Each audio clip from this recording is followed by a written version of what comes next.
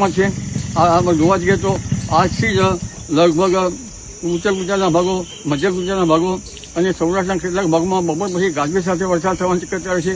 15મી જૂને વરસાદ વધવાની શક્યતા છે અને તારીખ 17મીએ લગભગ 1.5 કિલોમીટર હાઇટના પવનો જે લગભગ ધીરે ધીરે બનશે અને અરબ સાગરમાં પણ એક સિસ્ટમો બનશે અને આ પવનોની ગતિ પણ લગભગ ગુજરાત તરફ રહેવાની શક્યતા છે. એટલે 18થી 24 અને 26માં રાજ્યના કેટલાક ભાગમાં ભારેથી અતિભારે વરસાદ થવાની શક્યતા રહેશે. સૌરાષ્ટ્રના કેટલાક ભાગમાં ભારેથી અતિભારે વરસાદ થવાની શક્યતા રહેશે.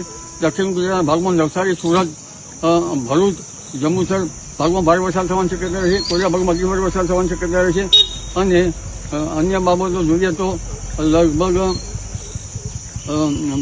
વડોદરાના ભાગોમાં ભારે વરસાદ થવાની શક્યતા રહેશે. પંચમહાલના ભાગોમાં અતિભારે વરસાદ થવાની શક્યતા રહેશે. ઉત્તર ગુજરાતના કેટલાક ભાગોમાં ગાજવીજ સાથે વરસાદ થવાની શક્યતા રહેશે.